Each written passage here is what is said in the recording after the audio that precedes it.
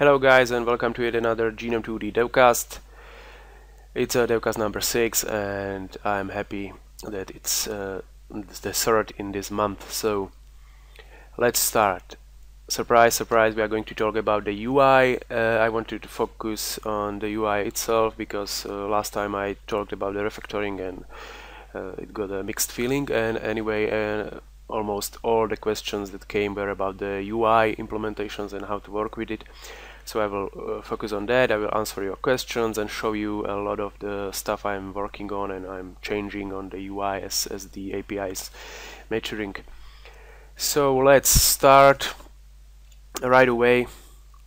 I have this little example here. Everything is pretty much the same as I left it. So what we do here is load some graphics for a button and some font PNG that is defined in the FNT file. I will generate automatically generate textures from them as they are loaded. Now I am creating 4 skins, 3 texture skins for the buttons and 1 for the font. You may ask why there is no like storage for them, why nothing is stored here, because they are internally very similar to textures. They are internally stored inside the G skin manager and you can access them through the ID. And now I set up the GUI component. It will take the whole screen and of course I add it to root, and I'm going to enable mouse for it. So let's start. Let's say we want some kind of component there. Last time when I showed you the editor, I showed you the prototypes as you can change the prototype and it reflects. A lot of you thought that it was just for the editor. No, that's for the prototyping of the Genome2D. So you can prototype your UI inside your ActionScript or Hexi project just using the XMLs. So let's show you. Element is a GUI element, and we are going to create this element. So I'm going to use the prototype factory and create prototype, and we are going to pass this prototype string there. And of course we need to cast it because the prototype can be anything that implements the IG prototypable interface. So we are assuming this prototype is a GUI element, and let's add it to the root of the GUI. Now if we compile this, nothing will show because there is no skin here. So let's set some skin there, as we have all of these. So let's say that it will have the button 01 skin, and now compile. As you can see, it's at the 100 is our skin. Some of you may ask why it's there. If you really focused on the previous Genome2D Devcasts, you probably remember that the default should be in the middle, and the 100 obsolete, so it would be 100 from the middle. Now a lot of you suggested, and even I saw that in most cases for the UI the top left is the main anchor. So all the default values are now anchor left at 0, anchor top at 0, anchor right at 0, anchor bottom at 0, and as well is a pivot is at 0, 0.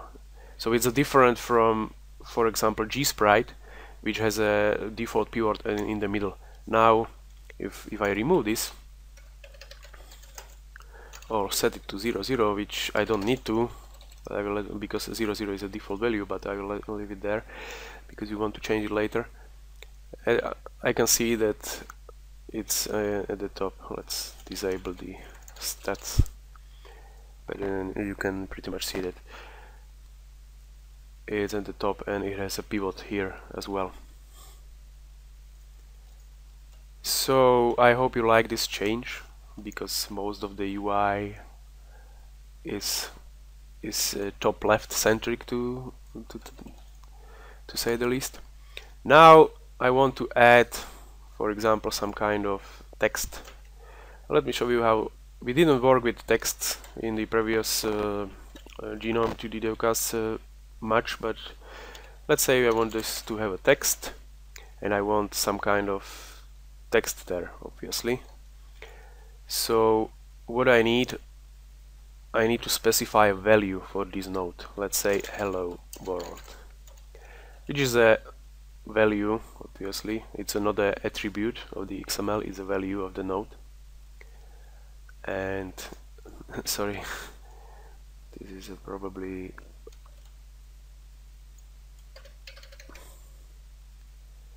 not working due to some white space.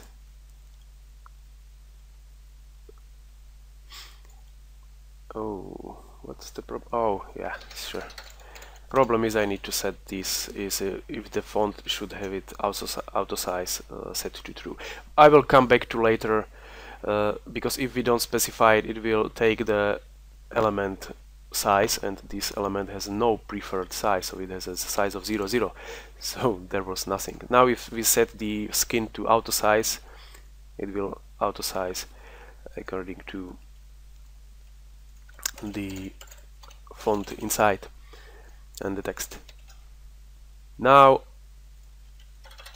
this is the real size of the font, because we have an atlas and we want most of the cases we want a large atlas to have it all nice, and so this is the real one-to-one atlas size.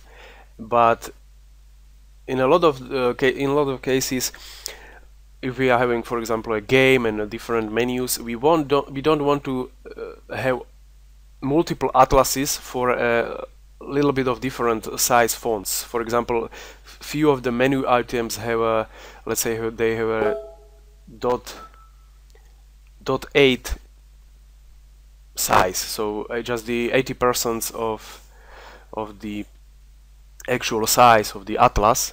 We don't want to generate additional atlas for that size. We want to use the high resolution atlas and just scale the font. So I added this value for the skin, which will just scale the font. So it will use the same font. For example, we can have two, so of course, with different IDs. I will just set this to our previous because we will use that, and now this new one is the one. So we can have two different font skins with the same atlas but at the different scale.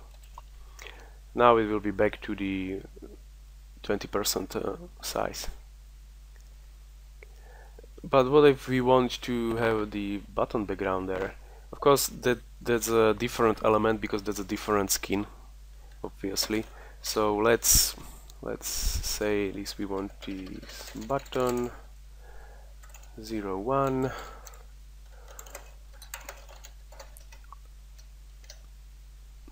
and we want an element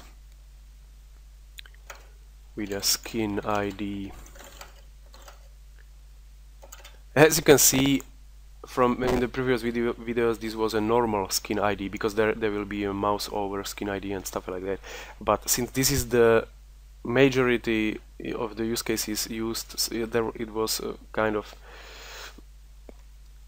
I don't think it was a good idea to have the normal prefix there. It was kind of pointless. So skin ID is the normal default skin if there is nothing going on for an element.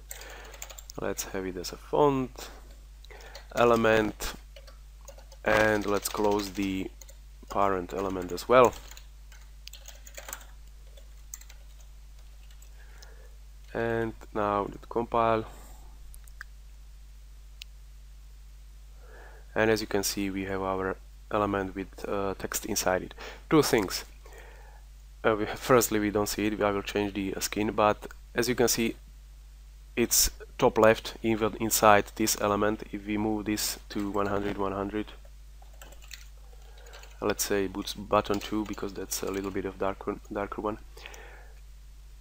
The skin inside the text is at the top left, because as I said, that's a default value for all elements. But for the text we want the middle. So let's say anchor left dot 5, anchor right dot 5, anchor top dot 5,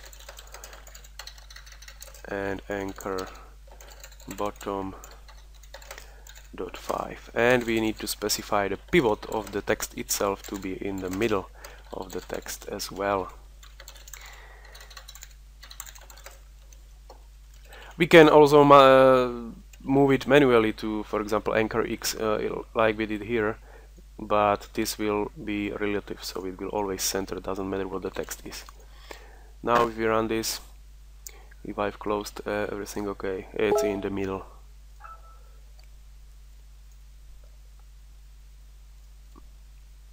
Now let's say, for example, that we want to change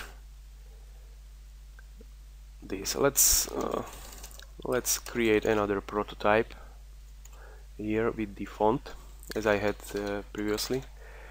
With the font, okay, sorry guys, but that's my girlfriend taking all that. Okay, I'm back. I had to pause this. That's my girlfriend learning SQL, so I'm helping her out. Anyway, so I have this element with a font, and let's say hello here. Now I'm going to use this string, and we will have the hello without the background there as well. And let's say I want to change that inside this element somehow. I can do element skin, cast it to font skin, since font skin it has this, and text to AA, for example.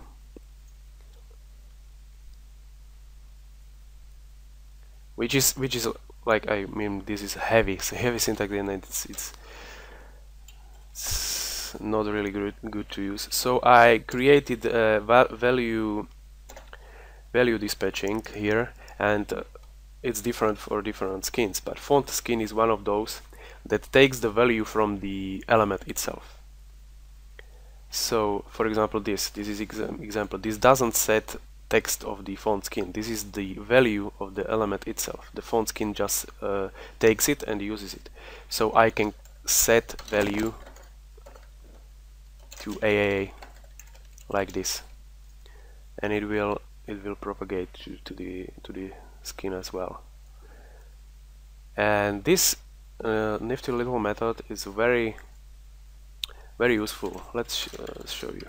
For example, if we had this prototype string here and we just run it,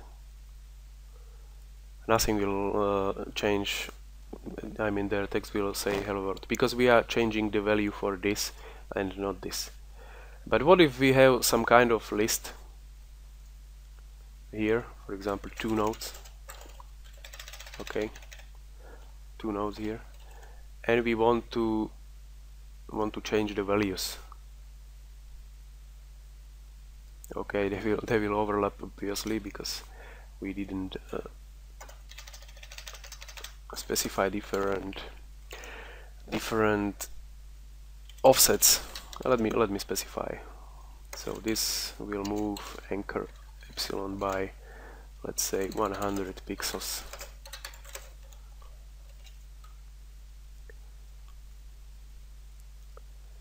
So we have the 2 different elements. The second one is just the text, because the button, only the parent has the button skin, obviously. Anyway, we want to change these values. We can do, for example, element get child at 0, set value. Okay, this will change the value for the first element, and again, it's not that great. Or we want to we can specify a name. So for example, this is let's say name, and this is name data, for example. So we can again get child by name and set value. This is a little bit better because we are not using indices, and if we add some other elements there, it will work. But again, as I said, the set value is very cool, and it's kind of complicated.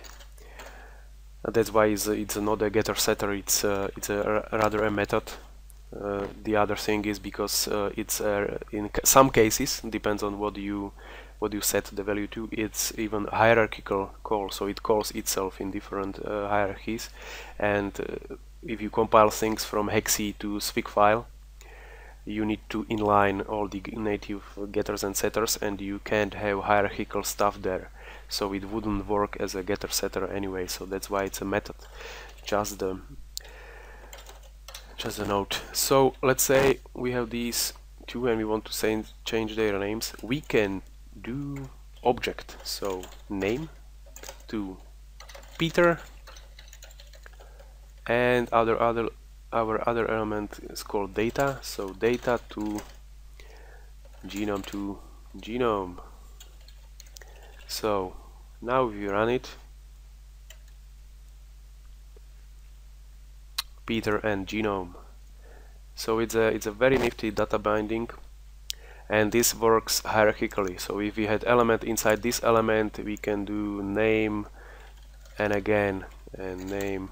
There is a no limit. That's why I said the method is calling itself in most cases, and it also takes XMLs. So if we had XML, we need to parse some kind of, and first element. This is a basic hexe XML class, so it takes XMLs. So let's say we had, because most of the data when you guys are using some kind of backend is coming from XMLs, and you can use them directly. So this is our element, and let's say we want our name and our data. This is the name of the element we want to change. So let's say Jean, is it my girlfriend's name, and SQL, because I'm teaching her SQL. So now it should take this XML and set it as well, Jean and SQL. Very nice. So it works with a string, which will just set the value of the element itself to the string value. It works with objects, so it parses their hierarchy and set all the values accordingly, and it works with XMLs. Now let's change this to what we will have here is both of the elements on top of itself. So we have layouts inside elements. Elements can have layouts which will override all this stuff here, and it will position the elements according to the specified layout. To set the layout on element, let's just show the code first. If we want to set the layout here, we will just set layout to, for example, we want the vertical layout, just like this. Okay, I forgot the new. Silly mistake.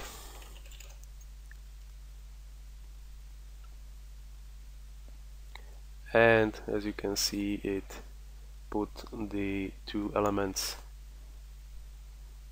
together in a vertical layer. Why this button got stretched? Because one of the functionality of the layout is that it will resize the node itself to match the children.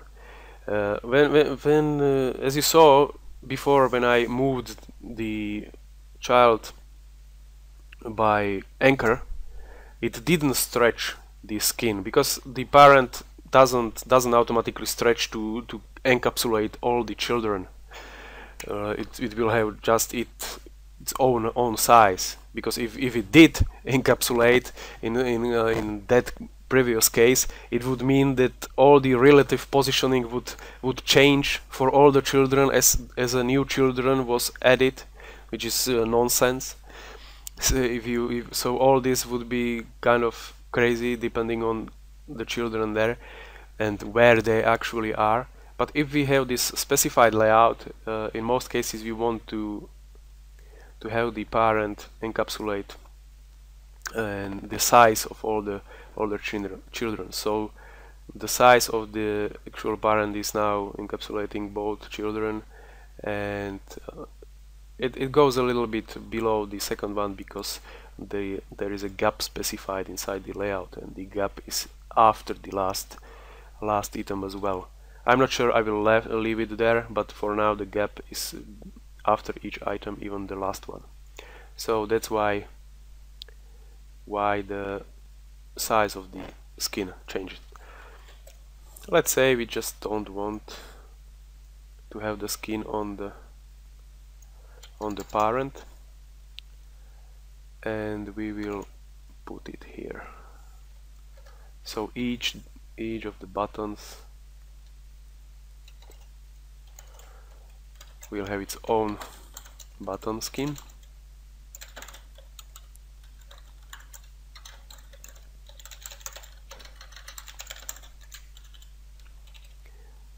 And the parent doesn't need a skin anyway.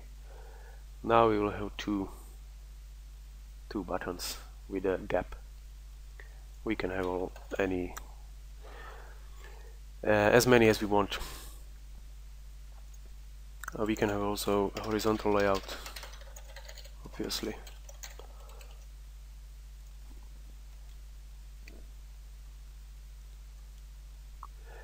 Now let's say we don't want to specify this inside the code, since we can specify anything inside the prototype as well. Very simple. Let's say vertical is a specific node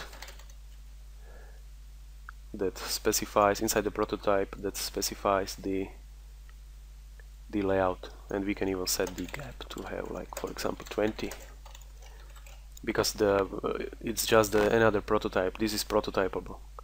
The GUI layout is prototypable, so if you call the getPrototype.that instance, it will, and as you can see, it works. All these skins are prototypable as well. For example, let's say this, let's take this skin and get prototype. Almost everything is prototypable actually inside Genome2D. That's the beauty of it for editors. So now if we just get, and this is the XML prototype for this skin. So if we created this font skin like this, G prototype factory, which can create any prototype, and used this, we can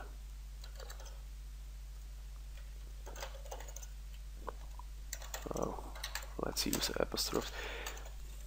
And again, since that prototype can be anything, GUI font skin, we can do it like this. Very easy.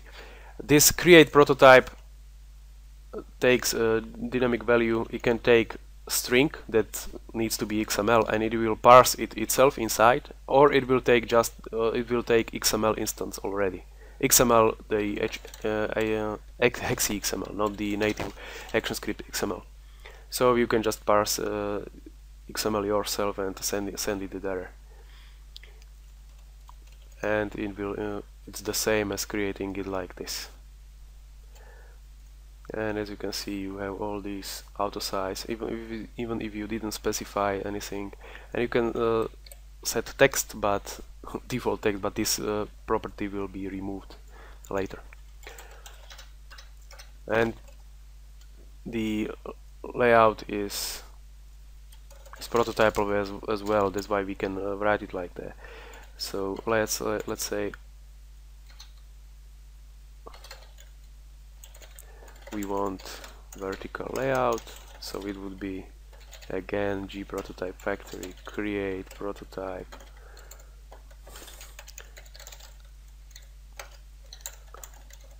and this would create prototype for us of the vertical. Everything is prototypable, components, nodes, everything.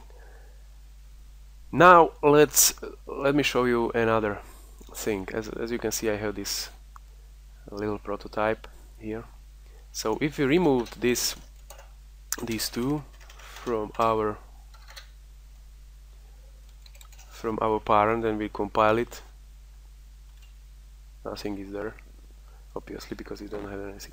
What if we have a list of stuff and we want to generate the list dynamically without generating elements and creating and yourself inside the code?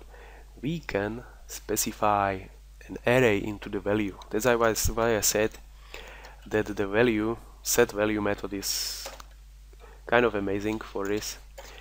So for example, we want 5 items there. Let's just put 5 empty items there. This is similar as if you had the single value. It can be XML, it can be object, it can be anything. And this will create elements automatically for us, but not now. First we need to specify that we have some kind of prototype, and this is our prototype. So once you send an array there into the set value and it has its own prototype for list item, it will assume that it's a list and it will generate all these children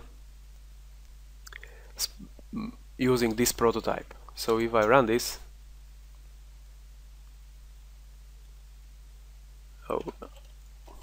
this needs to be XML, obviously. So, and we have a string there, so we need to parse it as an XML.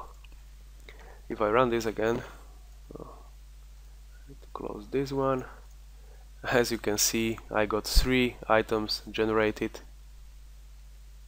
I can specify as many as I want here. I want 5, let's have, or 4, let's have 4.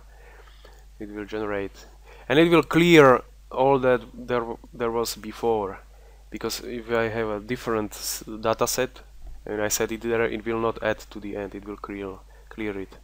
I'm not sure that that's the final functionality, but it's the most used one for now, and that's I'm going for right now. And we can also set the stuff there. So let's say we need to name this.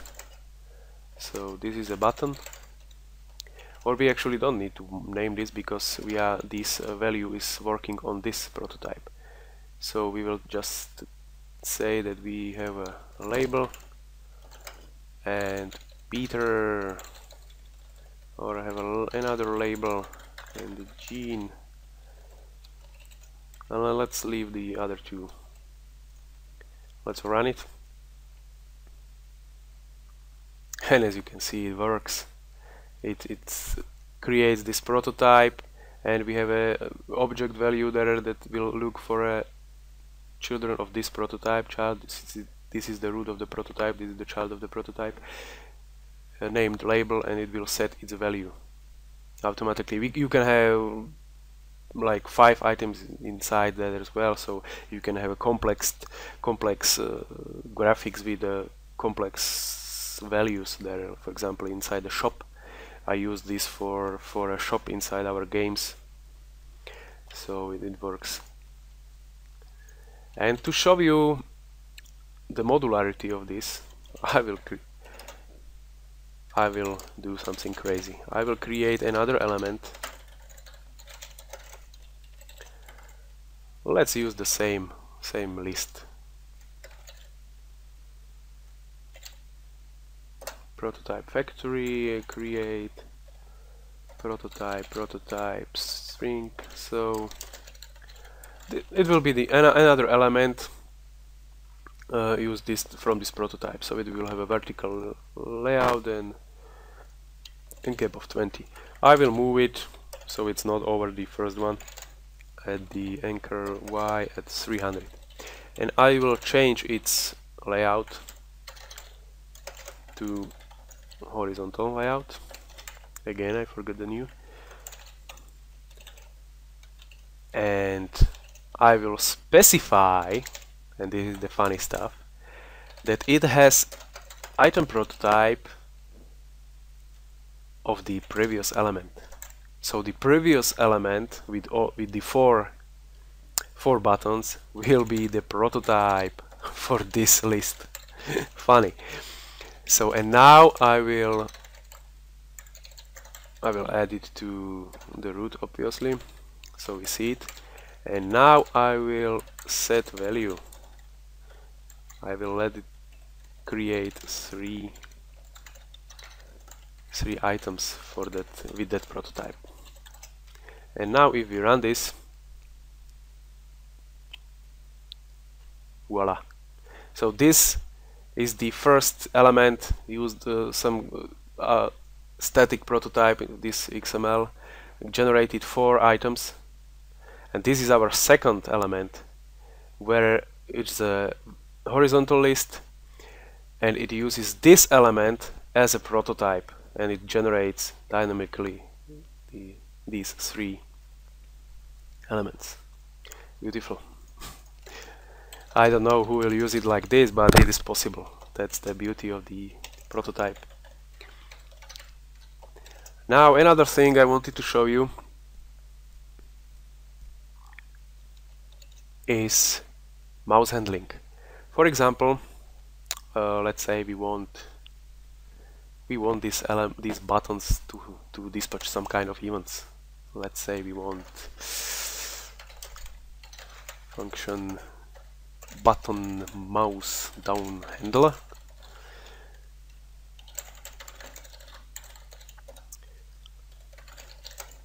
To trace it. Now, how are we going to add these signals to hook them inside? We can, as we generate this list, what we can do is set the element get child at 0 on mouse down at button mouse down handler.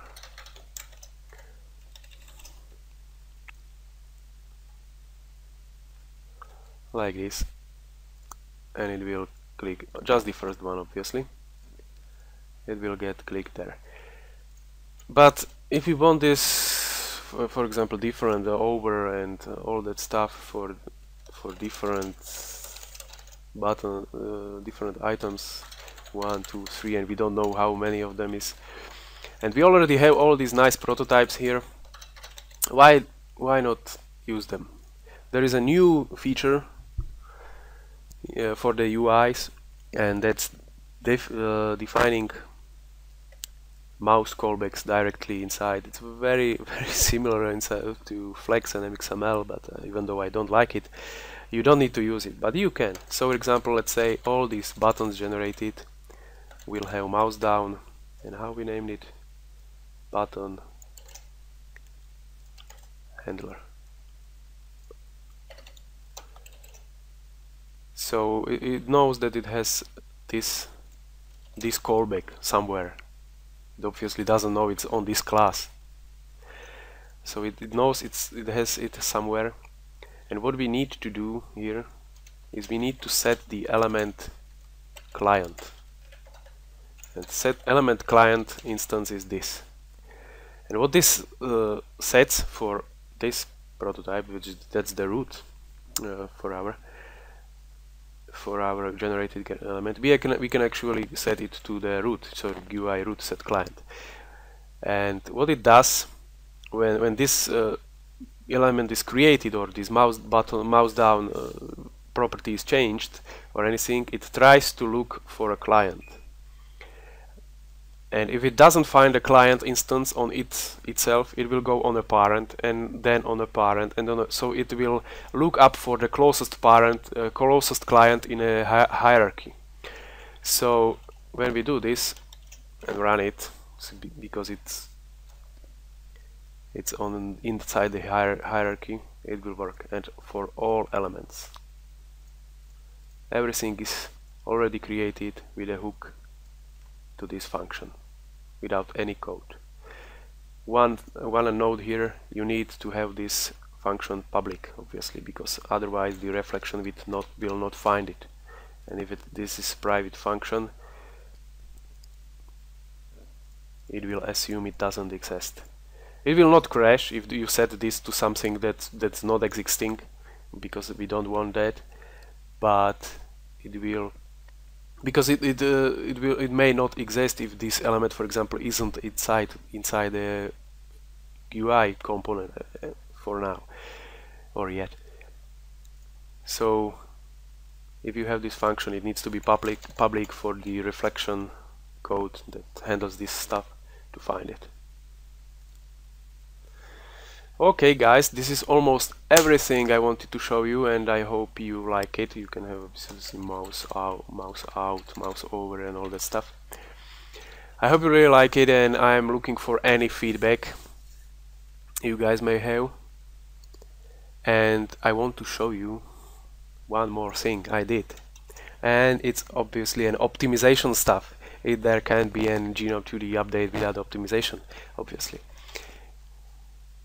And if I enable these stats here and run it,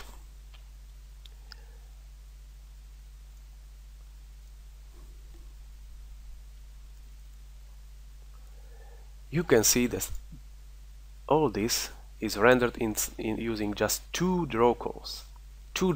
Why? Because if you look at the hierarchy, there is a texture, then there is font, there is a texture, then there is font. So that it should be 1 draw call, 2 draw calls, 3 draw calls, 4 draw calls, 5 draw calls, 6 draw calls, 7 draw calls, 8 draw calls. It should use 8 draw calls to render this stuff. Why just using 2 draw calls? What I did is I'm calling smart batching, even though it's not really smart, it's just a brute force batching, and that what it does is it goes inside the UI hierarchy and tries to render everything that it can without switching a draw call. So it will go encounter this texture, then encounter this text, and tells this text to postpone the rendering. We don't want to render this text yet. It will go again and found this texture, render it, because it can be rendered with this texture, and again this text should be postponed, and after everything is rendered that can be, it will repeat and again, so it will render all these 4 texts. If you had, for example, different textures there, it will go 3 times or 4 times or x times, for example. You can achieve this inside the 2 draw calls manually, for example, having this text separately from this button, not inside this button, but somewhere on top of it. All these 4 texts would be a different element on top of element which has all these 4 buttons. That's how some people did it for now, and I thought, like, why? Especially if you want some kind of smart data binding, we can't have all these text values outside of nodes. That it would be like crazy to have all this in different hierarchies, because we would just want to optimize the draw calls.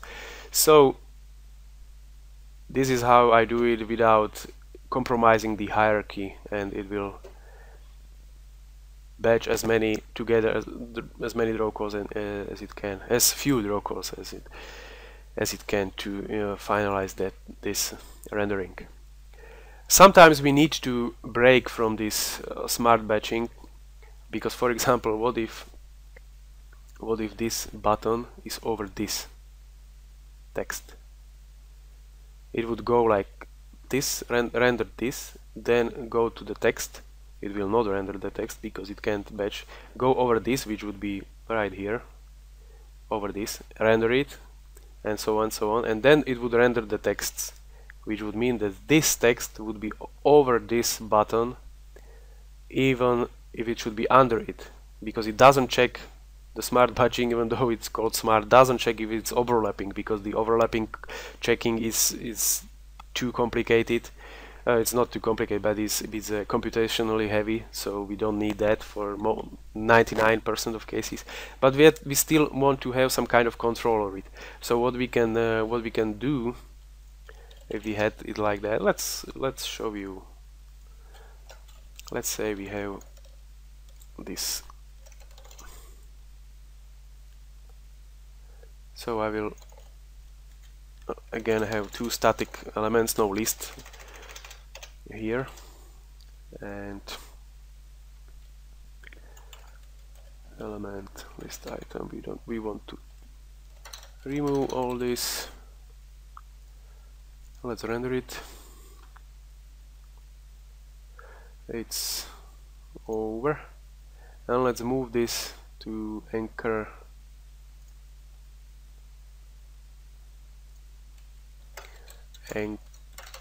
anchor X, for example 100 pixels. Oh, I moved it too much. Let's 50 pixels.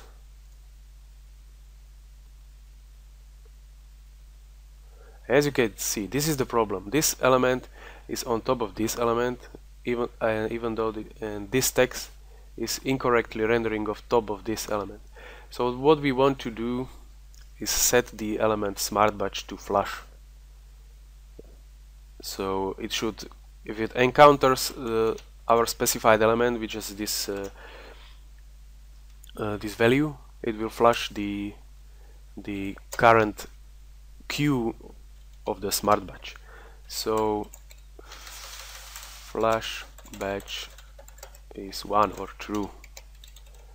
So before rendering this, it will flush everything that's postponed, as you can see. And now it renders in 4 draw calls, because we have this button, then the text, and this button, and then the text. But since this is in very minor cases, the smart batch will work for you almost every time. So, and if it doesn't, you can specify where you want to flush it. And that's really all, guys, and I hope you liked everything. And next time I will probably talk about the 1.1 refactoring stuff more, so you can switch to the 1.1 finally.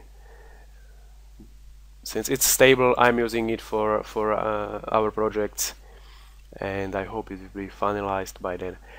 The next devcast will be probably in 6 or even 7 weeks, because I'm leaving for Mexico next week. Then I'm back at the end of February, but I will be here for like 2-3 days, so I will check all your emails, guys, and all the stuff you write about Genome2D. And then I'm off to Las Vegas and San Francisco again for 2 weeks. I'm going to attend the Game Developer Conference in San Francisco, and once I'm back, I hope I will jump into Genome2D development again and push it forward. So that's all, guys. See ya.